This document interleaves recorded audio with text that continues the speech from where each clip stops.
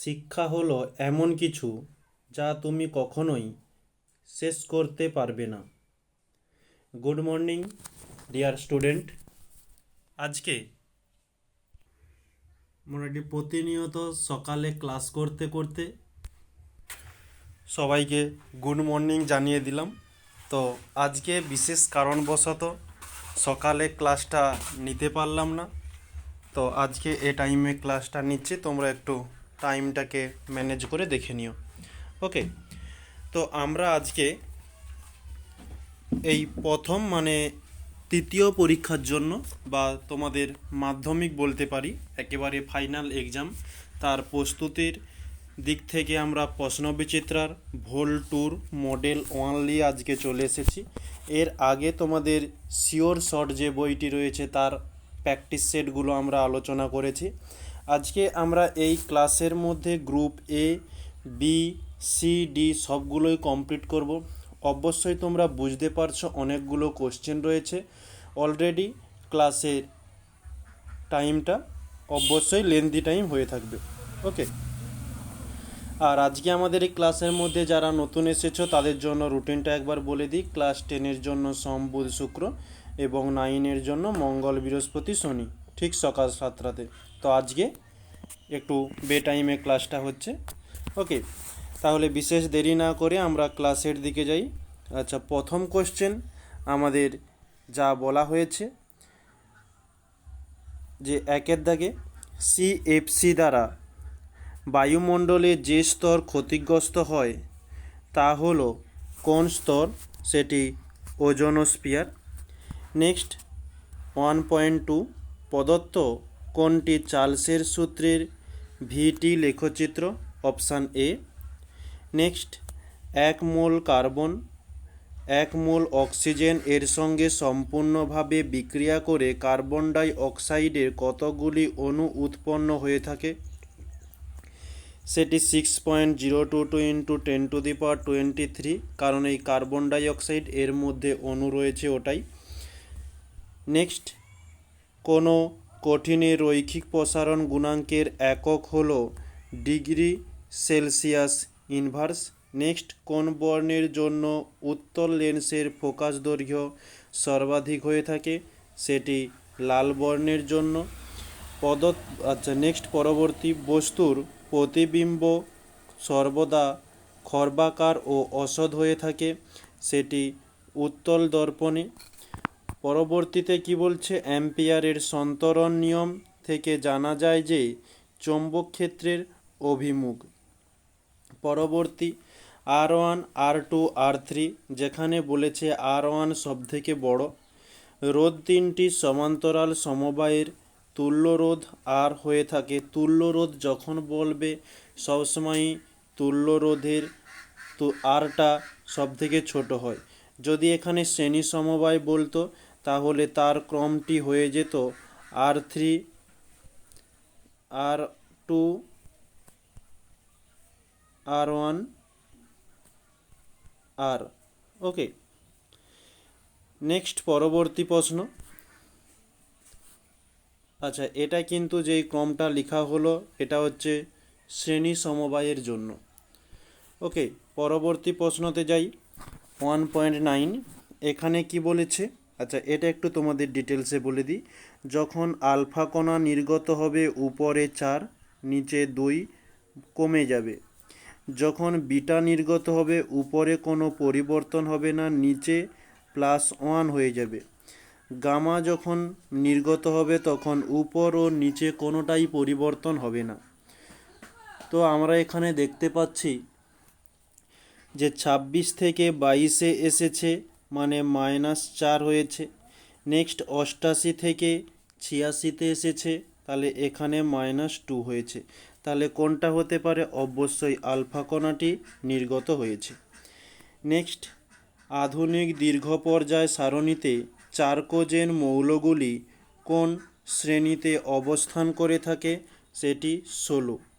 পরবর্তী, একই সঙ্গে আয়নীয় ও সমযোজী বন্ধন আছে এমন একটি যৌগ হল KCN। নেক্সট, ভোল্টামিটারে অ্যাসিড মিশ্রিত জলের তড়িৎ বিশ্লেষণের সময় অ্যানোডে জারণ ঘটে ও অক্সিজেন মুক্ত হয়। পরবর্তী নাইট্রোলিম হলো অপশান বি, CaCN2+C। পরবর্তীতে যাচ্ছি, প্রদত্ত কোনটি জিঙ্কের আকরিক জিঙ্ক ব্লেন্ডের সংকেত, সেটি ZnS। নেক্সট 15, প্রদত্ত কোন কার্যকরী গ্রুপটি অ্যাসিটোনে উপস্থিত থাকে, অপশান ডি।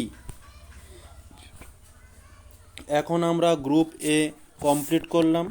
গ্রুপ বির প্রথম কোশ্চেনটা নিয়ে শুরু করছি। প্রথমত বলছে, জীবাশ্ম জ্বালানির মধ্যে কার তাপন মূল্য সবথেকে বেশি হয়ে থাকে, এটা একটু তোমাদের বলে দিই। এর মধ্যে পেট্রোল হতে পারে, এখানে উপরে একটু সুন্দরভাবে লিখে দিচ্ছি। পেট্রোল এর তাপন মূল্য হয়ে থাকে 50 কিলোজুল পার গ্রাম। পেট্রোল হয়ে গেল। এলপিজি হতে পারে, এলপিজি এর তাপন মূল্য হয়ে থাকে 50 কিলোজুল পার গ্রাম। এবং আরও একটি হয়ে থাকে যার নাম হচ্ছে প্রাকৃতিক গ্যাস। প্রাকৃতিক গ্যাস এর তাপন মূল্য হয় যেটা 33 থেকে 50 কিলোজুল পার গ্রাম। এখানে যেহেতু 33-এর গল্পটি বলছে, তাহলে আমরা এই প্রাকৃতিক গ্যাসকে নেব না, পেট্রোল এবং এলপিজি যে কোনো একটিকে নিয়ে নেব। নেক্সট, পরবর্তী, বায়ুমণ্ডলের কোন স্তরে মেরুজ্যোতি লক্ষ্য করা যায়, সেটি আয়নোস্ফিয়ার। ওকে, আয়নোস্ফিয়ার। পরবর্তী, ওজোন স্তরের ক্ষতির জন্য CF2, Cl2 এর কোন পরমাণুটি বেশি দায়ী, Cl2। নেক্সট, সত্য মিথ্যা, একই উষ্ণতা ও চাপে সম আয়তনে CO2 ও N2 গ্যাসের মধ্যে অণুর সংখ্যা পৃথক, এটি হচ্ছে মিথ্যা। নেক্সট, আদর্শ গ্যাসের অণুগুলির মধ্যে আকর্ষণ বলের মান কত হয়ে থাকে, সেটি 0। নেক্সট, হিরে, লোহা ও রূপকে তাপ পরিবাহিতাঙ্কের নিম্নক্রমে সাজাও, সেটা হয়ে থাকে হীরা গ্রেটার দেন রূপা গ্রেটার দেন লোহা। নেক্সট, লেন্সে গঠিত প্রতিবিম্বের ক্ষেত্রে প্রতিবিম্বের দৈর্ঘ্য ও বস্তুর দৈর্ঘ্যের অনুপাতকে ড্যাশ বলে থাকে, একে রৈখিক বিবর্ধন বলা হয়। নেক্সট, পরবর্তী প্রশ্ন, আলোক তরঙ্গের বেগ, কম্পাঙ্ক ও তরঙ্গ দৈর্ঘ্যের মধ্যে সম্পর্ক লেখো। বেগকে ভি, কম্পাঙ্ককে এন, তরঙ্গ দৈর্ঘ্যকে ল্যামডা দ্বারা চিহ্নিত করা হলে এদের মধ্যে সম্পর্ক হয় ভি সমান এন ল্যামডা। পরবর্তী, একটি আদর্শ অ্যামমিটারের রোধ কত হওয়া উচিত, এটি হচ্ছে 0। পরবর্তী, তড়িৎ শক্তির বাণিজ্যিক একক কি হয়ে থাকে, কিলো ওয়াট ঘন্টা, বা একে আমরা বিওটি বলতে পারি, বা ইউনিট। নেক্সট, একটি কোষের তড়িৎচালক বল ই ভোল্ট। কোষের ধনাত্মক মেরু থেকে ঋণাত্মক মেরুতে 1 কুলম আধান নিয়ে যেতে কত কার্য করতে হয়ে থাকে, সেটি ই জুল কার্য করতে হবে। নেক্সট, নিউক্লিয় রিঅ্যাক্টরে জ্বালানি হিসাবে ব্যবহৃত হয়ে থাকে ইউরেনিয়াম।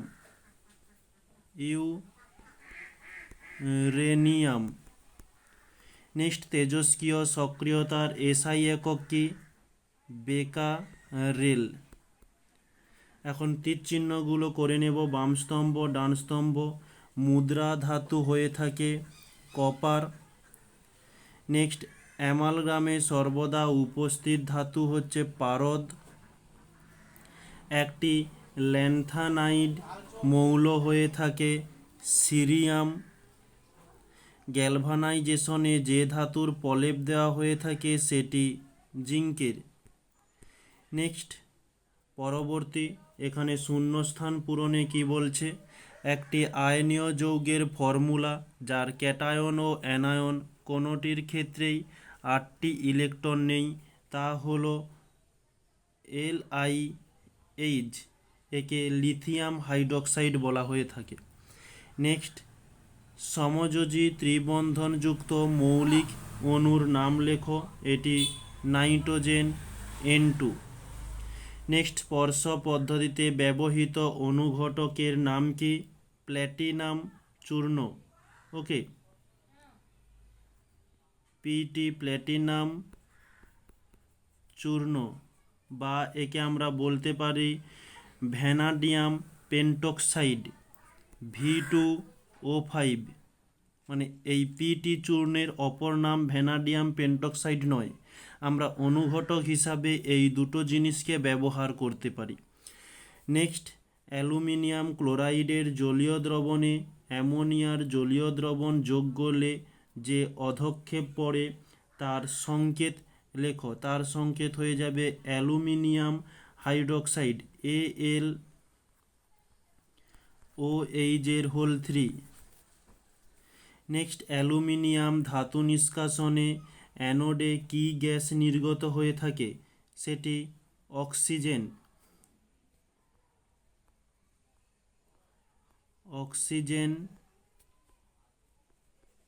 গ্যাস। ওকে, নেক্সট পরবর্তী, এখানে বলছে NaCl এর গাঢ় জলীয় দ্রবণে তড়িৎ বিশ্লেষণ করলে অ্যানোডে কি গ্যাস নির্গত হয়? Chlorine gas Cl2। পরবর্তী, তড়িৎ বিশ্লেষণের সময় তড়িতের প্রবাহ কোন তড়িৎদ্বারমুখী হয়ে থাকে? সেটি ক্যাথোড থেকে অ্যানোডের দিকে যাবে। ক্যাথোড থেকে তীরচিহ্ন দিয়ে দিচ্ছি, অ্যানোডের দিকে যাবে। ওকে, নেক্সট পরবর্তী কোশ্চেন, এখানে IUPAC নামকরণটির কথা বলছে, এটা একটু দেখে নেব। IUPAC নামকরণ, আমরা নামকরণে যেটা জেনেছিলাম, প্রথমত কাজ কার্বন কটি রয়েছে লিখে নেওয়া। এখানে 1 2 3 4 চারটি কার্বন রয়েছে। চারটি কার্বন থাকলে তাকে লিখি BUT প্লাস। নেক্সট দেখতে হবে বন্ধন সংখ্যা, সব থেকে আমরা বেশি বন্ধন যেটা আছে সেটা নিয়ে নেব। এখানে এক বন্ধন দুটো দেখছি এবং দ্বিবন্ধন রয়েছে, তো দ্বিবন্ধন যেহেতু বেশি, মানে সংখ্যার উপর নয়, এটা এক বন্ধন আছে দ্বিবন্ধন আছে, তাহলে আমরা এই দ্বিবন্ধনটাকেই নেব। যদি ত্রিবন্ধন থাকতো তাহলে আমরা ত্রিবন্ধনকে নিয়ে নিতাম। যেহেতু এখানে দ্বিবন্ধন রয়েছে, দ্বিবন্ধন থাকলে আমরা লিখি ENE। পরবর্তী কাজ, কোনো কার্যকরী মূলক আছে কিনা? যেহেতু কোনো কার্যকরী মূলক নেই তাহলে আর কোনো কথাই নেই, আমাদের নামটা তৈরি হয়ে গিয়েছে BUTENE। এটি হচ্ছে আমাদের অ্যান্সার। পরবর্তী প্রশ্ন বলছে CH3 CH2OH এর একটি সমাবয়বীয় গঠনগত সংকেত লেখো। তো এখানে সংকেত লিখে দিচ্ছি যে CH3 CH2OH, এটা প্রোপান 1 অল। প্রোপান 1 অল, বা একে আমরা শুধু প্রোপানলও লিখতে পারি, কোনো অসুবিধা নেই। এবং আরও একটি নাম হয়ে থাকে যার গঠন CH3 CH3 নিচে OH। ওকে, এর নামটি এখানে কি হবে লিখে দিচ্ছি, এর নাম propan 2 ol. Propan 2 ol. Okay, next পরবর্তী, এই দুটোর মধ্যে যে কোনো একটা তোমরা লিখতে পারো। ওকে, পরবর্তীতে বলছে ক্লোরিনের সঙ্গে মিথেনের প্রতিস্থাপন বিক্রিয়ায় প্রথম ধাপে উৎপন্ন জৈব সংকেতটির নাম কি? সেটা হচ্ছে methyl chloride CH3Cl। Methyl chloride. Okay, পরবর্তী প্রশ্নতে আমরা যাচ্ছি এখন। গ্রুপ বিটা কমপ্লিট করলাম। গ্রুপ সির যেরকমই আমরা প্রতিনিয়ত করে আসি যে থিওরি কোশ্চেনগুলো আমরা অ্যান্সারগুলো দেখিয়ে দিচ্ছি এবং ম্যাথমেটিক্যাল প্রশ্নগুলো আমরা খুব ডিটেলসভাবে আলোচনা করে নেব। ওকে, তো প্রথম কোশ্চেন গ্রুপ সির 3.1-এ বলছে মিথেন হাইড্রেটের গুরুত্ব লেখো। এই যে মিথেন হাইড্রেটের গুরুত্বটি দেওয়া হলো, তোমরা দেখে নিও। নেক্সট পরবর্তী প্রশ্ন, এখানে একটি ম্যাথমেটিক্যাল প্রবলেম দেওয়া রয়েছে, এর সলিউশনটা আমরা দেখে নিচ্ছি। যে উষ্ণতায় 28 গ্রাম N2 গ্যাসের আয়তন 2.56 ATM, চাপে 10 লিটার হবে, সেই উষ্ণতাটি নির্ণয় করো। এখানে আমাদের ওয়েট মানে ওজন বলেছে 28 গ্রাম। ওকে, বলেছে N2 থেকে আমরা কি পেতে পারলি, যে মোলার ভর বা আণবিক ভর আমরা বলে থাকি N2, ব্র্যাকেটে N2 দিয়ে দিই। আমরা N এর আণবিক ভর জানি 14, দুটি N রয়েছে তাই 2 দিয়ে গুণ দিলাম। ওকে, তাহলে আমরা পাচ্ছি 14 দুগুণে 28, এটা হচ্ছে M এর মান। পরে বলেছে আয়তন V সমান 2.56, আচ্ছা সরি, এখানে বলেছে আয়তন 2.56 ATM, চাপে 10 লিটার হবে। এখানে ভাষাটাকে একটু বোঝার চেষ্টা করো, তাহলে এখানে আয়তন হয়ে যাবে যে 10 লিটার এবং এর চাপ হবে P সমান 2.56 ATM। ওকে, নেক্সট বলেছে উষ্ণতাটি নির্ণয় করো, মানে T সমান জিজ্ঞাসা চিহ্ন। আমরা এখানে যে সমীকরণটি ব্যবহার করব, যে আমরা জানি PV সমান nRT, এখানে n সমান আমরা বলতে পারি যে W/m। ওকে, বলা যায়, তাই আমরা n এর কাছে লিখে দিচ্ছি W/m/RT। আমরা যেহেতু T এর মানটি নির্ণয় করব, T কে অপোজিটে নিয়ে চলে এলাম, তাহলে আমরা পাচ্ছি PV/m/WR। এখানে P এর মান দেওয়া হয়েছে যেটি 10 লিটার, V এর মান দেওয়া হয়েছে, সরি, এখানে আবারও সেই মানটা একটু ভুল বসিয়ে ফেললাম। P এর মান দেওয়া রয়েছে 2.56 এত ATM। নেক্সট বলেছে V এর মান 10 লিটার।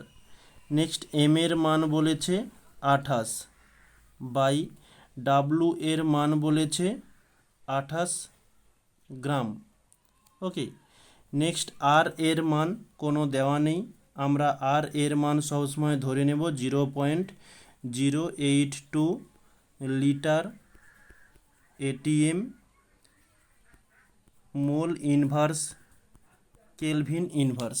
ওকে, তাহলে এর মানটা লিখে নিই 0.082 litre ATM mole inverse kelvin inverse. Okay, প্রথমত আমরা মানগুলোকে নিয়ে নিয়েছি, এবারে কাটাকাটি করব।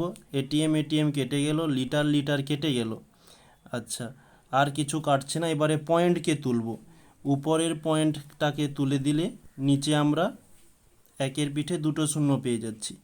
নিচের এই পয়েন্টটাকে তুলে দিলে উপরে আমরা একের পিঠে 3টে শূন্য বসিয়ে নিলাম। ওকে, এখন উপরের 28 নিচের 28 কেটে গেল, নিচে দুটো শূন্য উপরের দুটো শূন্য কেটে গেল। ওকে, তাহলে নিচে থাকার মতো থাকছে 82। আচ্ছা, একে আমরা 2 দিয়ে দিতে পারি, 2 একে 2, 2 দুগুণে 4, 2 আষ্টে 16, এদিকে দিলে 2 4 8, 2 একে 2।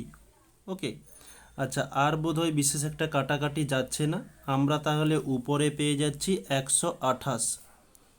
ওকে, আচ্ছা, এদিকে একটু করে দিচ্ছি 128। 28 গুণিতক 10, মানে আমরা লিখতে পারি যে 1280 বাই নিচে হচ্ছে 41। ওকে, এটা ক্যালকুলেশান করলে আমরা পেয়ে যাব 312.19। ওকে, আচ্ছা, এটা হচ্ছে আমাদের কেলভিনে মানটি আসবে এত কেলভিন, কারণ আমাদের এই কেলভিন শেষে রয়ে গিয়েছে, তার সঙ্গে মোল ইনভার্স গ্রাম তো রয়েছে। তো এগুলো যেহেতু উষ্ণতার একক নয়, তাহলে আমরা কেটে দিতে পারি, বা তোমরা একক কোনো নাও লিখতে পারো, এতে কোনো সমস্যাই নেই। ওকে, এত কেলভিন অ্যান্সার হয়ে যাবে। যদি একে ডিগ্রি সেলসিয়াসে আনতে চাও, তাহলে এই 312 থেকে মাইনাস করে দিতে পারো 273, তাহলে আমরা পেয়ে যাব যে 39.19 ডিগ্রি সেলসিয়াস। যাই হোক, এখানে একটু জায়গাটা ছোট হওয়ার জন্য এক লাইনে করে দিচ্ছি। ওকে, তাহলে 273 কেন মাইনাস করলাম, যে কেলভিন থেকে সেলসিয়াসে যাওয়ার জন্য মাইনাস করেছি। ওকে, এটাই হচ্ছে আমাদের অ্যান্সার। পরবর্তী প্রশ্ন এখানে কি বলছে অথবাতে, একটি নির্দিষ্ট ভরের কোনো গ্যাসের 90 সেন্টিমিটার এইচজি চাপে আয়তন 500 সেন্টিমিটার কিউব, ওই উষ্ণতায় এবং 60 সেন্টিমিটার এইচজি চাপে গ্যাসটির আয়তন কত? এখানে দুটো ক্ষেত্র বলেছে। প্রথম ক্ষেত্র মানে এখানে বলেছে চাপ P1 সমান 90 সেন্টিমিটার এইচজি, মানে পারদস্তম্ভের চাপ। তখনই আয়তন V1 বলেছে 500 সেন্টিমিটার কিউব। তো একই যেহেতু উষ্ণতা বলেছে, প্রথম ক্ষেত্রেও যাই উষ্ণতা, দ্বিতীয় ক্ষেত্রেও একই, তাই আমরা উষ্ণতাকে আর নিলাম না। তারপরে বলেছে P2তে চাপ বলছে 60 সেন্টিমিটার এইচজি চাপ, তাহলে V2তে আয়তন কত হবে জিজ্ঞাসা চিহ্ন। তো আমরা এখানে যে সমীকরণটি ইউজ করব, যে আমরা জানি P1 V1 সমান P2 V2, বা V2র মান যেহেতু আমরা নির্ণয় করব, V2কে একদিকে রাখলাম, তাহলে পেয়ে গেলাম P1 V1 বাই P2। তো P1 এর মান কত? 90, V1 এর মান কত? 500, বাই P2 এর মান কত? 60। এখানে আরেকটি কথা বলে দিই, আমাদের এই যে এককগুলো রয়েছে, এককগুলো আমরা এখানে চেঞ্জ করার কোনো প্রয়োজন নেই, কারণ সব একটা ক্যাটাগরিতে রয়েছে। কিছু কিছু ম্যাথ আমরা আগেও করেছি, যেগুলো এককগুলো সেম না থাকার জন্য তাকে প্রথমত আগে একটা ক্যাটাগরিতে এককগুলোকে আনতে হবে। ওকে, তো এখানে যেহেতু সেম রয়েছে, তাই আমরা কোনো চেঞ্জ করছি না। আচ্ছা, এবারে আমরা কাটাকাটি করব। 0 0 কেটে গেল, 3 দিয়ে দিলে 3 3 9, 3 2 6, এবারে 2 দিয়ে যেতে পারে, 2 2 4, 2 5 10, 0। তাহলে 250 গুণিতক 3 করলে আমরা পেয়ে যাচ্ছি যে 25 3 75 আর একটি 0 এত সেন্টিমিটার কিউব। এটি হচ্ছে আমাদের অ্যান্সার। পরবর্তী প্রশ্ন, এখানে একটি ম্যাথমেটিক্যাল প্রবলেম রয়েছে, এটা একটু আমরা দেখে নেব। একটি 5 সেন্টিমিটার দীর্ঘ বস্তু উত্তল লেন্সের সম্মুখে রাখা হলো। 25 সেন্টিমিটার দীর্ঘ একটি প্রতিবিম্ব লেন্স থেকে 100 সেন্টিমিটার দূরে অবস্থিত একটি পর্দার ওপর গঠিত হলো। লেন্সটির ফোকাস দূরত্ব নির্ণয় করো। আমাদের এখানে কি কি দেওয়া হয়েছে সেটি আগে আমরা দেখে নেব। বলছে 5 সেন্টিমিটার দীর্ঘ বস্তু, তাহলে আমরা লিখতে পারি বস্তুর উচ্চতা সমান 5 সেন্টিমিটার। বলছে উত্তল লেন্সের জন্য এটা, বলছে 25 সেন্টিমিটার দীর্ঘ একটি প্রতিবিম্ব লেন্স, তাহলে এখানে লিখতে পারি যে প্রতিবিম্ব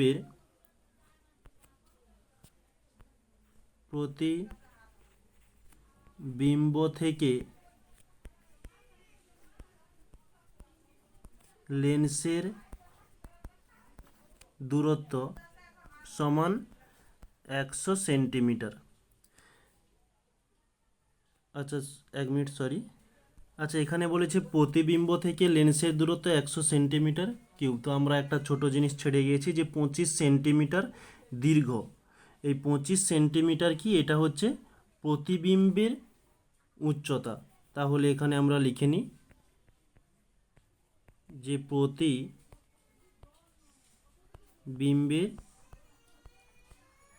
উচ্চতা 25 সেন্টিমিটার। ওকে, তারপরে বলছে যে লেন্সের ফোকাস দূরত্ব কত। লেন্সের ফোকাস দূরত্ব সমান জিজ্ঞাসা চিহ্ন। এখন যেহেতু লেন্সের ফোকাস দূরত্ব চেয়েছে, আমাদের দেখতে হবে এটা কোন লেন্স। বলে দিয়েছে উত্তল লেন্স। তাহলে এখানে লিখব উত্তল লেন্সের সূত্রানুসারে এই উত্তল লেন্সের জন্য ফোকাস নির্ণয়ের যে সমীকরণটি হয়ে থাকে 1/f সমান 1/u প্লাস 1/v। আচ্ছা ইউটা কি, এই যে প্রতিবিম্ব থেকে লেন্সের দূরত্ব হচ্ছে ইউ। ওকে, আর ভি, এখানে কিন্তু ভি এর মানটি দেওয়া নেই, তার পরিবর্তে বস্তুর উচ্চতা, প্রতিবিম্বের উচ্চতা এই দুটো দেওয়া রয়েছে। ওই দুটো থেকে আমরা এই ভি এর মানটিকে নির্ণয় করব। ওকে, আচ্ছা এটা হচ্ছে উত্তল লেন্সের জন্য। যদি তোমাদের এখানে অবতল লেন্স দেওয়া থাকতো তাহলে তার সমীকরণটি হতো 1/f সমান 1/u মাইনাস 1/v। ওকে, এটি হচ্ছে অবতল লেন্সের জন্য। তোমরা মনে রাখো যে শুধুমাত্র এখানে প্লাসের কাছে মাইনাসটা হয়ে যাবে। ওকে, আচ্ছা তাহলে এখানে আমরা এই ম্যাথের মধ্যে ভি এর মানটিকে নির্ণয় করে নিচ্ছি একটু নেক্সট পেজে। তো ভি, এখানে আমরা যে সমীকরণটি ব্যবহার করব, আমরা রৈখিক বিবর্ধনের যে একটা সূত্র জেনেছিলাম, যে প্রতিবিম্বের দৈর্ঘ্য বা আমরা উচ্চতাও বলতে পারি, উচ্চতা বাই বস্তুর উচ্চতা, বস্তুর উচ্চতা সমান ভি বাই ইউ। ভিটা কোনটা এখানে লিখে দিচ্ছি, যে প্রতিবিম্ব দূরত্ব, মানে যাকে আমরা প্রতিবিম্ব থেকে লেন্সের দূরত্ব ধরেছিলাম, বাই ইউ, এটা হচ্ছে বস্তুর দূরত্ব। ওকে, আচ্ছা এখানে একটু ছোট একটা ভুল বলে ফেললাম, যেটা হচ্ছে এই বস্তুর থেকে লেন্সের দূরত্ব। ওকে, যেটা আমরা ইউ ধরেছিলাম, আর প্রতিবিম্বের দূরত্ব এটা তো আমরা নির্ণয় করব। ওকে, তাহলে ভি এর মান যেহেতু আমরা নির্ণয় করব, এখানে কি পেয়ে যাব, যে প্রতিবিম্বের দৈর্ঘ্য কত, বা আমরা সরাসরি এখানে মানগুলোই বসিয়ে দিই।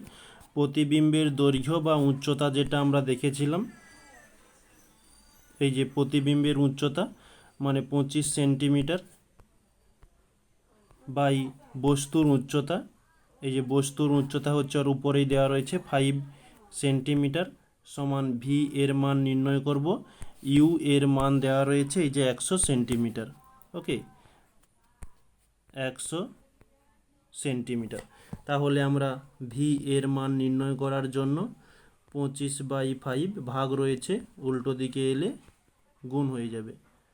ওকে, আচ্ছা এখানে আমরা নিশ্চয়ই কোথাও একটা ভুল করে আসছি, কারণ এখানে ক্যালকুলেশন করলে যে অ্যান্সারটি আসছে এতটা পার্থক্য হবে না। আচ্ছা 1 মিনিট একটু দেখে নিই।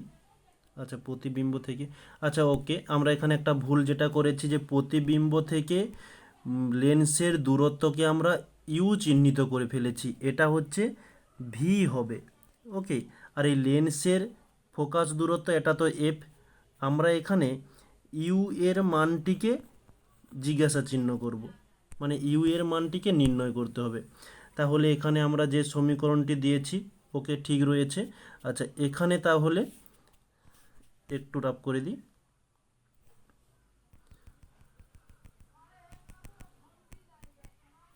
এখানে তাহলে হয়ে যাচ্ছে যে ভি এর মান 100/ইউ।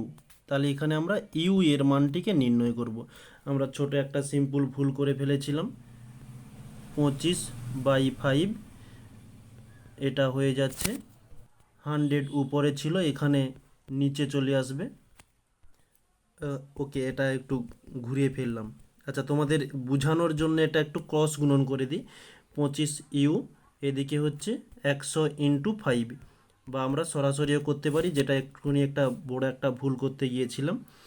আচ্ছা, তাহলে আমরা করতে পারি 25ইউ সমান 100 × 5। তাহলে ইউ এর মান যেহেতু নির্ণয় করব, 100 × 5/25, 25 4 100, 5 4 20। আচ্ছা, তাহলে আমরা ইউ এর মান পেয়ে গেলাম 20 সেন্টিমিটার। এখানে ইউ এর মানটিকে বসানোর আগে আমরা একটু ক্যালকুলেশান করে নিতে পারি যে 1/f সমান, যদি লসাগু করা হয় ইউভি, তাহলে ভি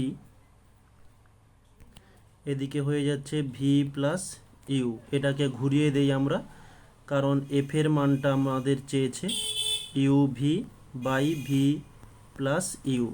তাহলে ইউ এর মান কত আমাদের বেরিয়েছিল 20, আর ভি এর মান দেওয়া রয়েছে 100। এটা আমরা যোগ করলে আমরা পেয়ে যাচ্ছি 120। উপরের একটা শূন্য, নিচের একটা শূন্য কেটে দিলাম।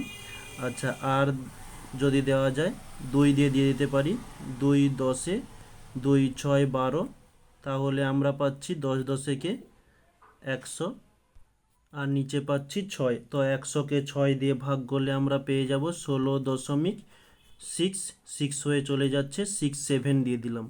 ওকে, এত সেন্টিমিটার। এটাই হচ্ছে আমাদের অ্যান্সার। পরবর্তীতে বলছে কোনো আলোকরশ্মি প্রিজমের মধ্য দিয়ে প্রতিসরণের ক্ষেত্রে চ্যুতিকোণের পরিমাণ কোন কোন বিষয়ের উপর নির্ভর করে। তো এখানে 1 2 2 3 4টি বিষয় তুলে ধরা হয়েছে, দেখে নিও। পরবর্তী, ফিউজ তারকে বৈদ্যুতিক লাইনে সমান্তরালে যোগ করলে কি ঘটবে, তার অ্যান্সারটি এখানে সুন্দরভাবে তুলে ধরেছি। পরবর্তী প্রশ্ন, সমযোজী ত্রিবন্ধনযুক্ত একটি যৌগিক অণুর লুইস ডট গঠন চিত্র আঁকো। একটি অণু বলেছে, এখানে দুটি অণু দিয়েছি, তোমাদের যেটা খুশি করতে পারো। তারপরে বলছে ন্যাপথলিন জলে দ্রবীভূত হয় না, কিন্তু ইথানলে দ্রবীভূত হয় কেন, এই অ্যান্সারটি এখানে তুলে ধরা হলো। পরবর্তীতে LiH গঠনকালে অষ্টক সূত্র লঙ্ঘিত হয় কেন। তো এরকমই একটা কোশ্চেন আমরা শর্ট কোশ্চেনে আলোচনা করেছি, যে কোন যৌগের শেষ কক্ষে 8টি ইলেকট্রন থাকে না, একটা উদাহরণের কথা বলেছিল, সেটা আমরা দিয়েছি। নেক্সট, এখানে পরবর্তী প্রশ্ন, যে অ্যামোনিয়াতে হাইড্রোজেন বর্তমান প্রমাণ করতে বলছে। এই যে প্রমাণ করা হলো। অথবাতে একটি কোশ্চেন রয়েছে, অ্যামোনিয়া গ্যাসকে গাঢ় H2SO4 বা এটি অনার্দ্র হবে P2O3CaCl2 দ্বারা শুষ্ক করা যায় না, কিন্তু CaO দ্বারা শুষ্ক করা হয় কেন। আমরা এই তিনটে জিনিস একই ক্যাটাগরিতে রাখতে পারি। তো পরবর্তীতে এখানে এই CaCl2 দেওয়া হয়েছে, আর কিন্তু বাকিগুলো দেওয়া হয়নি, তো সেগুলো যোগ করলে একই ক্রিয়া ঘটবে। ওকে, তো আমাদের প্রধানত উত্তরটা থাকবে যে CaOকে ব্যবহারের কারণ। অ্যান্সারটি দেওয়া হলো। পরবর্তী প্রশ্ন, থার্মিট পদ্ধতিতে ফেরিক অক্সাইড থেকে ধাতব আয়রন উৎপন্নের বিক্রিয়াটি সমিত রাসায়নিক সমীকরণ সহ লেখো। এই যে ফেরিক অক্সাইড, এখান থেকে ধাতব আয়রন উৎপন্ন হয়েছে। পরবর্তী বলছে গাঢ় সালফিউরিক অ্যাসিডের উপস্থিতিতে ইথানল অ্যালকোহলের সঙ্গে অ্যাসিটিক অ্যাসিডের বিক্রিয়ায় কি ঘটে তা লেখো। এই যে অ্যাসিটিক অ্যাসিড তার সঙ্গে গাঢ় সালফিউরিক অ্যাসিডের বিক্রিয়া করা হলো। নেক্সট বলছে সিএনজির উৎস ও ব্যবহার লেখো। এই যে সিএনজির উৎস এবং ব্যবহার রয়েছে, উপাদান যেহেতু বলেনি আমাদের দেওয়ার প্রয়োজন নেই। এখন আমরা গ্রুপ সি পর্যন্ত খুব সুন্দরভাবে কমপ্লিট করলাম অ্যান্সারগুলো। এখন আমরা গ্রুপ ডি নিয়ে আলোচনা করব। প্রথম কোশ্চেন বলেছে বয়েলের সূত্র, চার্লসের সূত্র ও অ্যাভোগাড্রো সূত্রের ওপর ভিত্তি করে আদর্শ গ্যাস সমীকরণটি প্রতিষ্ঠা করো। এই যে আদর্শ গ্যাসের সমীকরণটি প্রতিষ্ঠা করা হয়েছে ভি সমান এনআরটি। আর বয়েলের সূত্র এবং চার্লসের সূত্র, অ্যাভোগাড্রো সূত্র, তিনটি সূত্রকে একসঙ্গে মিশিয়ে পাওয়া গিয়েছে। পরবর্তী কোশ্চেন। ওকে, তাহলে আমরা এই অ্যান্সারটি আমরা দেখে নিই। একটি বেলুনে 950 mm পারদের চাপে 0.8 লিটার বাতাস ভরা আছে। যদি উষ্ণতা সমান রেখে চাপ কমিয়ে 76 সেন্টিমিটার পারদে আনা যায়, তবে ওই বাতাসের আয়তন কত হবে? প্রথমত আমাদের কাজ প্রশ্নের মধ্যে যেগুলো দেওয়া রয়েছে সেগুলো তুলে নেওয়া। বলেছে 950 mm পারদের চাপে, মানে পি সমান বলছে 950 mm, 0.8 লিটার বাতাস মানে ভি সমান 0.8 লিটার। নেক্সট বলেছে উষ্ণতা সমান রেখে চাপকে কমিয়ে আনা হলো। চাপকে কমিয়ে P2 করা হয়েছে, এটা হচ্ছে P1, P2 করা হয়েছে 76 সেন্টিমিটার। নেক্সট বলেছে আয়তন V2 সমান জিজ্ঞাসা চিহ্ন। আমাদের এই মানগুলো দেওয়া হয়েছে। এবারে আমরা দেখব প্রত্যেকটা মানকে একই ক্যাটাগরিতে আনার, মানে সিজিএস তো সিজিএস, না হলে সেন্টিমিটার তো সেন্টিমিটারে আনতে হবে। তো এখানে আমরা এই এম থেকে সেন্টিমিটারে নিয়ে যাব কীরকমই, কারণ 1 mm সমান হয়ে থাকে 0.1 সেন্টিমিটার। তাহলে আমরা 950 mm কে সেন্টিমিটারে নিয়ে যাব 0.1/1 ইন্টু 950। পয়েন্ট তুলে দিলে নিচে একটা 10 পাচ্ছি, 0 কেটে গেল, তাহলে আমরা পেয়ে গেলাম 95 সেন্টিমিটার। তাহলে আমরা এখানে লিখতে পারি যে 95 সেন্টিমিটার। এখন আমরা যে সমীকরণটি ইউজ করব, এখানে আমরা লিখতে পারি যে আমরা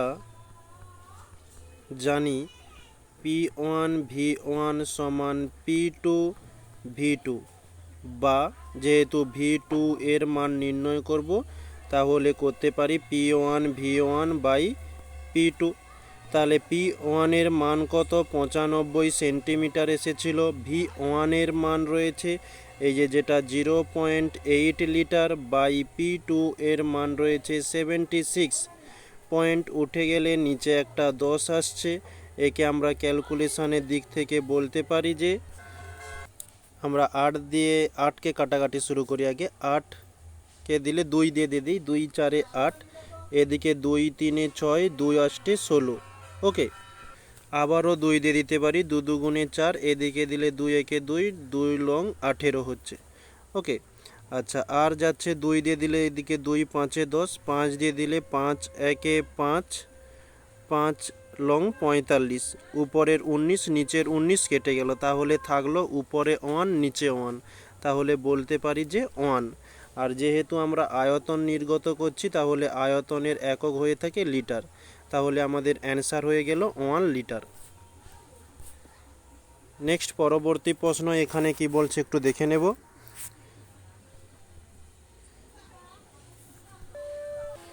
বলছে 9.6 গ্রাম O2 প্রস্তুত করতে কত গ্রাম KClO3 প্রয়োজন, যেখানে এখানে কয়েকটি মান দেওয়া রয়েছে। তো KClO3 একে ভাঙলে আমরা পেয়ে যাব KCl প্লাস O2, এটা হচ্ছে বিক্রিয়া। ব্যালেন্স করবার জন্য KClO3 সামনে 2, KCl এর সামনে 2 এবং O2 এর সামনে 3 দিয়ে দিলাম। তো আমাদের এখানে KClO3 এবং 3O2 এই দুজনকে নিয়ে কাজ এবং এই দুজনেরই আণবিক ভর নির্ণয় করব। এখানে KCl এর কোনো কথাই বলেনি। ওকে, আচ্ছা, তাহলে আমরা দুজনের আণবিক ভর নির্ণয়ের জন্য 2কে 2 দিয়ে দিলাম। যেখানে K এর মান দেওয়া রয়েছে 39 প্লাস Cl এর মান দেওয়া রয়েছে 35.5, ও এর মান দেওয়া হয়েছে 16। এখানে 3টি ও রয়েছে, তাই 3 দিয়ে গুণ করলাম। আমরা পেয়ে গেলাম 2 গুণিতক এদিকে 39 প্লাস 35.5 প্লাস 16 3 48। সবগুলোকে যোগ করলে আমরা পাচ্ছি 122.5।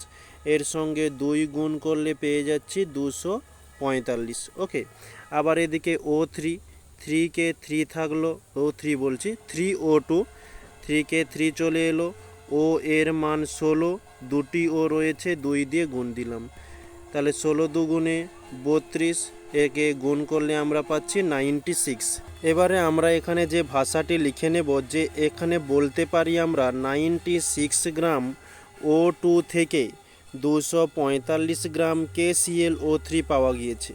আর আমাদের প্রশ্নে যেটা বলেছে 9.6 গ্রাম O2 প্রস্তুত করতে কতটা KClO3 প্রয়োজন, এই জিনিসটাই আমরা যেটা এখন মুখে বললাম ওটা আমরা এখানে ভাষা দিয়ে একটু লিখে নেব। তো 96 গ্রাম O2 উৎপন্ন হয় 245 গ্রাম, মানে উৎপন্ন হতে 245 গ্রাম KClO3 প্রয়োজন। তাহলে প্রশ্নে বলেছে 9.6 গ্রাম O2 উৎপন্ন হতে কতটা KClO3 প্রয়োজন, 245/96 ইন্টু 9.6। যেমন ঐকিক নিয়মে আমরা শিখে এসেছি, পয়েন্ট তুলে দিলে নিচে 10 আসছে, 96 কেটে গেল, একে আমরা লিখতে পারি 24.5, কারণ নিচে একটা শূন্য রয়েছে, উল্টো দিক থেকে একটা সংখ্যার পরে পয়েন্ট দিয়ে দিয়েছি। এত গ্রাম KClO3 প্রয়োজন। এটা আমাদের প্রথম অ্যান্সার হয়ে গেল। তারই সঙ্গে আরও কিছু দেওয়া ছিল যেটা আমরা দেখিনি এই পর্যন্ত, এটা একটু দেখে নেব যে এই বিক্রিয়াটিতে কত গ্রাম KCl উৎপন্ন হলো। আবারও একটা প্রশ্ন ছুড়ে দিয়েছে আমাদের দিকে, এখানে কিন্তু O2 এর কোনো কথা বলেনি, এখানে KCl এর কথা বলেছে। ওকে, তাহলে এখানে নির্ণয় করার জন্য আমাদের দেখতে হবে 96 গ্রাম O2, তাহলে O2কে কিন্তু নিতে হবে। এখানে যদি আমরা KClO3কে ছেড়ে দেই তাহলে আমাদের চলবে। ওকে, জিনিসটা কীরকম তোমাদের ডিটেলস একটু এখানে বুঝিয়ে দিই। আমাদের যে বিক্রিয়াটি এসেছিল যে 2KClO3 সমান 2KCl প্লাস 3O2। ওকে, আমাদের KCl এর কথা বলেছে, আগে আমরা প্রথমত KCl এর আণবিক ভরটা নির্ণয় করে নিই। K এর কত বলেছিল 39 প্লাস Cl এর 35.5, এটা যোগ করলে আমরা কি পাচ্ছি যে এত যুক্ত বলছি গুণিতক 39 এর সঙ্গে 35.5 যোগ করলে আমরা পেয়ে যাচ্ছি 74.5। ওকে, এটা গুণ করলে আমরা পাচ্ছি 149। আমাদের প্রশ্নের মধ্যে কিন্তু KCl এর কোনো কথাই বলেনি, আমাদের 9.6 গ্রাম O2 এর কথা বলেছে, আমরা ওখান থেকেই নির্ণয় করব। ওকে, বা আমরা ওখানে 9.6 গ্রাম O2 নিতে পারি, না হলে আর একটা করতে পারি, যদি KClকে নিয়ে থাকি তাহলে 24.5 গ্রামকে নিয়ে আমরা ক্যালকুলেশন করব। আমরা যে কোনো একটা করতে পারি, কোনো অসুবিধা নেই। তো আমরা এখানে O2কেই নিয়ে নিয়েছি, তাহলে এর আণবিক ভর যেটা আমাদের নির্ণয় হয়েছিল 96, এটা আর দেখাচ্ছি না। তো এখানে আমরা ভাষাটা কি লিখব, যে 96 গ্রাম O2 উৎপন্ন হয়, আচ্ছা এখানে একটু ভাষাটা চেঞ্জ করি, যে KClO3 থেকে KClO3 থেকে 96 গ্রাম O2 এবং 149 গ্রাম KCl উৎপন্ন হয়। তাহলে আমাদের প্রশ্নে ছিল 9.6 গ্রাম O2 এবং কতটা উৎপন্ন হবে, ঠিক ঐকিক নিয়মের মতো 149, এদিকে 96 ইন্টু 9.6, পয়েন্ট উঠে গেলে 10, তাহলে 96 কেটে দিলাম, এখানে তাহলে পাচ্ছি 14.9 গ্রাম KCl উৎপন্ন হয়। ওকে, এটি হচ্ছে আমাদের অ্যান্সার। পরবর্তী প্রশ্ন, এখানে কি বলেছে যে তরলের প্রকৃত প্রসারণ গুণাঙ্ক বলতে কি বোঝো। এই যে প্রথমে দেওয়া হয়েছে তরলের প্রকৃত প্রসারণ, আচ্ছা আপাত প্রসারণের কথা বলেনি, বাদ দাও, প্রকৃত প্রসারণ বলেছে, দিয়ে দিলাম। নেক্সট বলেছে তরলের পদার্থের বা তরল পদার্থের প্রকৃত আপাত প্রসারণ গুণাঙ্কের মধ্যে সম্পর্ক কি, এই যে এদের মধ্যে সম্পর্কটি দেওয়া হলো। পরবর্তী প্রশ্ন বলছে লোহার চেয়ার এবং কাঠের চেয়ার গরমকালে রোদে রেখে দিলে কোনটি বেশি উত্তপ্ত বলে মনে হয়, এই যে। নেক্সট বলছে তাপীয় রোধের মাত্রীয় সংকেত লেখো। তো তাপীয় রোধের মাত্রীয় সংকেত এখানে লিখে দিচ্ছি m⁻², L⁻², T⁻3, তার সঙ্গে থিটা। ওকে, নেক্সট পরবর্তী প্রশ্ন বলছে র্যালে বিক্ষেপণের সূত্রটি লেখো, এর সাহায্যে আকাশের নীলিমা ব্যাখ্যা করো। এই যে র্যালে বিক্ষেপণের সূত্রটি দেওয়া হয়েছে, তার সঙ্গে গাণিতিক রূপটিও তুলে ধরেছি। আচ্ছা, এর দ্বারা নীলিমা পরীক্ষা করতে বলছে, মানে আকাশকে নীল দেখায় তার কারণ, এই যে কারণটি দেওয়া হলো। পরবর্তী প্রশ্ন, আচ্ছা এখানে একটি ম্যাথমেটিক্যাল প্রবলেম দেওয়া রয়েছে, এটা একটু আমরা দেখে নেব। বায়ুতে আলোর বেগ 3 × 10⁻10 সেন্টিমিটার পার সেকেন্ড এবং হীরকের মধ্যে আলোর বেগ 1.25 × 10 হবে 10 সেন্টিমিটার পার সেকেন্ড হলে হীরকের প্রতিসরাঙ্ক কত। তো এখানে লিখব যে আমরা জানি যে হীরকের প্রতিসরাঙ্ক, আচ্ছা একটু হয়তো হ্যান্ড রাইটিংটা খারাপ হতে পারে, তোমরা আমার ভয়েসের সাথে একটু অ্যাডজাস্ট করে নিও। ওকে, প্রতিসরাঙ্ক আমরা একে মিউ দ্বারা চিহ্নিত করি, সমান যে সূত্রটি ইউজ করব যে শূন্য মাধ্যমে আলোর বেগ, শূন্য মাধ্যমে আলোর বেগ বাই হীরক মাধ্যমে আলোর বেগ,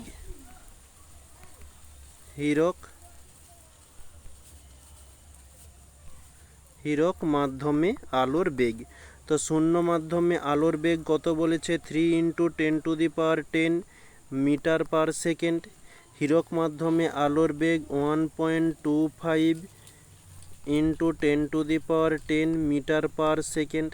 এখানে মিটার পার সেকেন্ড কেটে গেল, 10⁻10 কেটে গেল, পয়েন্ট তুলে দিলে উপরে 100 হয়ে যাচ্ছে। আমরা যদি 25 দিয়ে কাটাকাটি করি, 25 × 4 = 100, 25 × 5 = 125, তাহলে উপরে হচ্ছে 4 × 3 = 12 বাই এদিকে হচ্ছে 5, তাহলে কে গুণ করলে মানে কাটাকাটি বা ভাগ করলে আমরা পেয়ে যাচ্ছি 5 × 2 = 10, 5 × 4 = 20, এত। এটি হচ্ছে আমাদের অ্যান্সার। নেক্সট ওরই সঙ্গে বলছে একটি প্রশ্ন, একটি সমান্তরাল কাঁচফলকের ফোকাস দৈর্ঘ্য কত। এটির অ্যান্সার হয়ে থাকে যে অসীম। ওকে, পরবর্তী প্রশ্ন বলছে দৃশ্যমান আলোর মধ্যে কোন বর্ণের আলোর বিক্ষেপণ সবচেয়ে বেশি হয়ে থাকে, এটি হচ্ছে বেগুনি বর্ণের। অতিবেগুনি রশ্মির দুটি ব্যবহার লেখো। তো এখানে 3টি ব্যবহার তুলে ধরা হয়েছে, দেখে নিও। নেক্সট পরবর্তী প্রশ্ন, লেঞ্জের সূত্র থেকে শক্তির সংরক্ষণ সূত্রটি প্রতিষ্ঠা করো। এই যে লেঞ্জের সূত্র থেকে, লেঞ্জের সূত্রটি দেওয়া হয়েছে আমাদের প্রশ্নে, যেটা চেয়েছে যে লেঞ্জের সূত্র থেকে শক্তির সংরক্ষণ সূত্রকে প্রমাণ করতে বলছে। এই যে লেঞ্জের সূত্রের সাহায্যে শক্তির সংরক্ষণ সূত্রটিকে প্রকাশ করা হলো, মানে প্রমাণ করা হলো আর কি। নেক্সট পরবর্তী প্রশ্ন, আচ্ছা এখানে একটি ম্যাথমেটিক্যাল প্রবলেম দেওয়া রয়েছে, এর সলিউশনটা আমরা একটু দেখে নেব।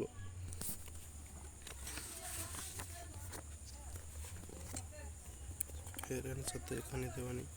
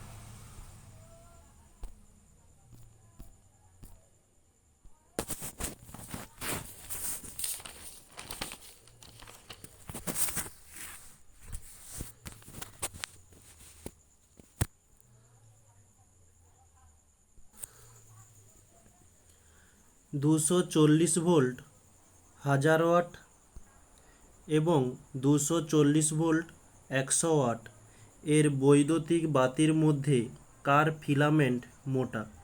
তো এখানে দুটি ক্ষেত্র বলেছে, ফার্স্ট এবং সেকেন্ড ক্ষেত্র।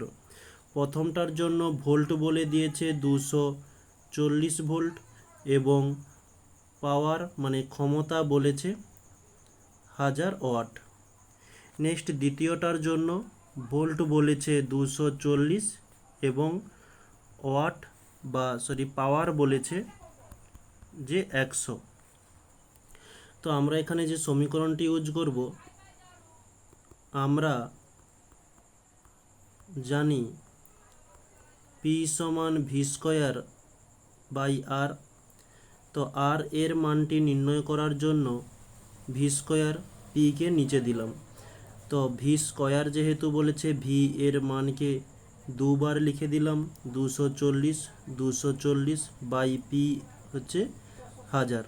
উপরের দুটো শূন্য নিচের দুটো শূন্য কেটে দিলাম, 24 গুণ করলে আমরা পাচ্ছি 576। নিচে একটি শূন্য রয়েছে, তাই উল্টো দিক থেকে একটা সংখ্যার পরে দশমিক দিলাম, এত ওহম। ঠিক একই রকমের দ্বিতীয়টার ক্ষেত্রেও আমরা জানি, ওই একই সমীকরণে দিয়ে দিচ্ছি আর সমান V square by P. V এর মান 240 গুণিতক 240কে 240 দিয়ে গুণ দিলাম, পাওয়ার পি হচ্ছে 100। উপরের দুটো শূন্য নিচের দুটো শূন্য কেটে গেল, 24 গুণ করলে আমরা পাচ্ছি 576 এত ওহম। তো আমরা এখানে দেখছি প্রথমটির থেকে দ্বিতীয় বাতিটির রোধ বেশি। তাহলে এখানে লিখে নেব, এখানে দ্বিতীয় বাতির রোধ বেশি। তো আমরা একটা সূত্র জানি, যে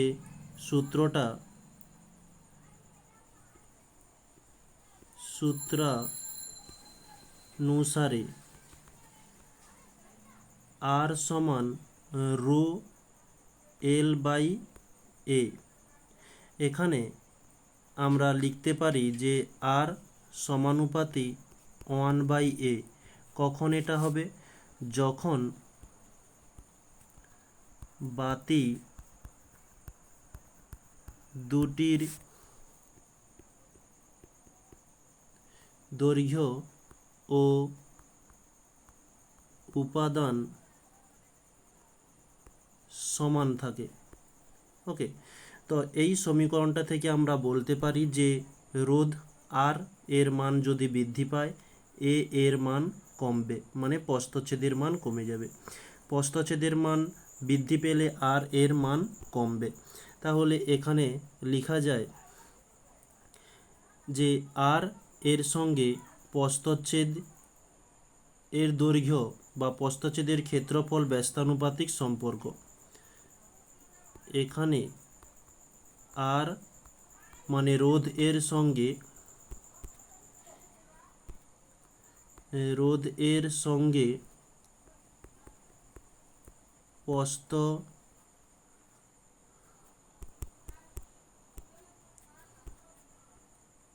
প্রস্থচ্ছেদের ক্ষেত্রফল এ ব্যস্তানুপাতিক। দ্বিতীয়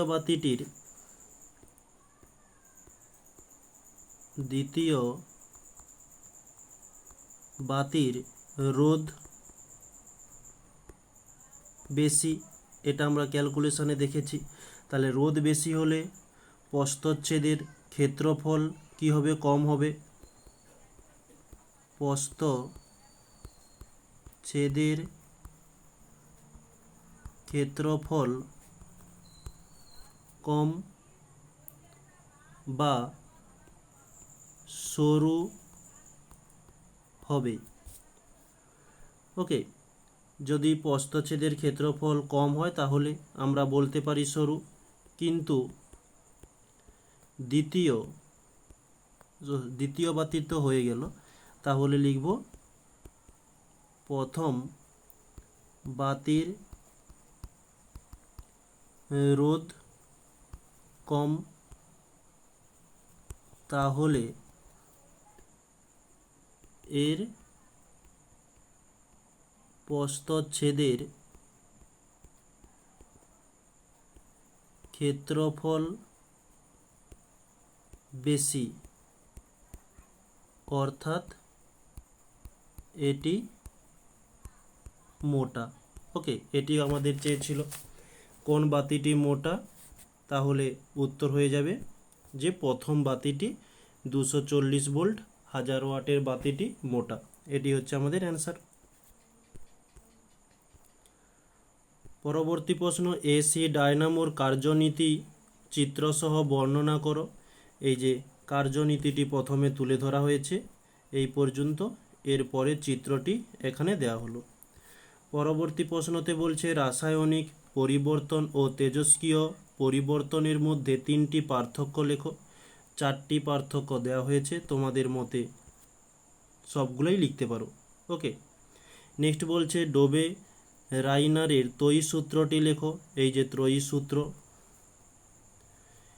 নেক্সট বলছে সিএল বিআর আইএফ কে তাদের জারণ ধর্মের ঊর্ধ্বক্রমে সাজাও। তো ওটি হয়ে যাবে যে I BR CL F. Next ওরই সঙ্গে অথবাতে আরও কিছু বলছে যে অপরা তড়িৎধর্মিতা বলতে কি বোঝো? পর্যায় সারণীতে পর্যায় ও শ্রেণী বরাবর অপরা তড়িৎধর্মিতার মানের কিরূপ পরিবর্তন হয়? অপরা তড়িৎধর্মিতা বলতে তড়িৎ ঋণাত্মকতার কথাই বলা হয়েছে। কাকে বলে দেওয়া হলো, এবং পর্যায়ক্রমিক মানে এই যে দেওয়া হয়েছে পর্যায়ে ডান দিক থেকে বাম দিকে গেলে এর ঋণাত্মকতা ক্রমশ বৃদ্ধি পায় এবং উপর থেকে নিচে এলে হ্রাস পায়। নেক্সট বলছে NaCl এর জলীয় দ্রবণের তড়িৎ বিশ্লেষণে ক্যাথোডে Na ধাতু উৎপন্ন না হয়ে H2 গ্যাস এবং অ্যানোডে ক্লোরিন গ্যাসের পরিবর্তে অক্সিজেন গ্যাস উৎপন্ন হয় কেন? এখানে দুটো প্রশ্ন দিয়ে দিয়েছে যে 1 নম্বর NaCl এর জলীয় দ্রবণে তড়িৎ বিশ্লেষণের ক্যাথোডে Na ধাতু উৎপন্ন হয় না কিন্তু H2 গ্যাস উৎপন্ন হয় কেন? তার অ্যান্সারটি দেওয়া হলো। নেক্সট যেটা বলেছে অ্যানোডে ক্লোরিন গ্যাসের পরিবর্তে অক্সিজেন গ্যাস উৎপন্ন হয় কেন? তার অ্যান্সারটি এখানে দেওয়া হলো। নেক্সট পরবর্তীতে বলছে উত্তপ্ত সোডিয়ামের ওপর অ্যামোনিয়া গ্যাস চালনা করা হলে কী ঘটে?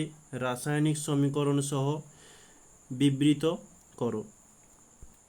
এই যে সোডিয়াম Na তার সঙ্গে অ্যামোনিয়াকে চালনা করা হয়েছে, এই যে বিক্রিয়া এবং বিবৃতিটি এটাই হয়ে যাবে।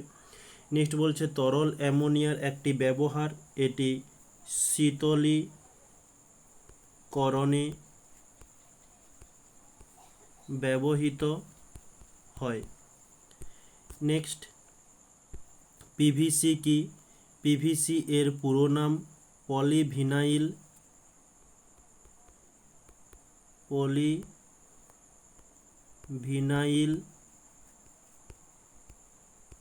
ক্লোরাইড। নেক্সট বলছে পিভিসি এর মনোমারের নাম, এই যে পিভিসি এর মনোমার ভিনাইল ক্লোরাইড এবং এর সংকেত, এই যে সংকেত। পিভিসি এর ব্যবহার কি? ব্যবহার এই যে দেওয়া হলো। পরবর্তীতে বলছে পলিমারাইজেশন কাকে বলে? ইথিলিনের পলিমারাইজেশন বিক্রিয়ার শর্তগুলি উল্লেখ করে রাসায়নিক সমীকরণ দাও। এই যে সংজ্ঞাটি প্রথমত দেওয়া হয়েছে। নেক্সট পরবর্তী বলছে যে ইথিলিনের সঙ্গে বিক্রিয়া এবং তার সঙ্গে শর্ত। ওকে, তাহলে আজকে আমাদের ক্লাসের মধ্যে যা কিছু টপিক ছিল প্রত্যেকটি টপিক ওয়াইজ আমরা কোশ্চেনগুলো কমপ্লিট করলাম। এরপরেও যদি তোমাদের কোনো সমস্যা থাকে অবশ্যই তোমরা কমেন্টে জানাতে ভুলবে না। এবং আর একটা কথা, আমরা এখন যে ফাইনালি পিডিএফটি রেডি করলাম, যদি তোমাদের প্রয়োজন হয়ে থাকে তোমাদের কাছে পৌঁছে দেওয়ার জন্য একটি টেলিগ্রাম গ্রুপ করা হয়েছে, যেখানে ক্লাসটি শেষ হওয়ার কিছুক্ষণ পরেই তোমরা পিডিএফটি পেয়ে যাবে। তোমরা ওখান থেকে ডাউনলোড করে দেখতে পারো। তাহলে আশা করছি তোমাদের কোনো ত্রুটি থাকবে না। যদি ত্রুটি থাকে অবশ্যই কমেন্টে বলে দিও। এবং পরবর্তী আমরা মডেল 2 নিয়ে খুব শীঘ্রই আসবো এবং রুটিন অনুসারে আগামীকাল শিওর শট না হলে প্রশ্নবিচিত্রা, এর মধ্যে তোমরা কোন ক্লাসটি চাও অবশ্যই কমেন্টে জানিও। ওকে, তাহলে আজকে এই পর্যন্তই। থ্যাংক ইউ বলে রাখছি।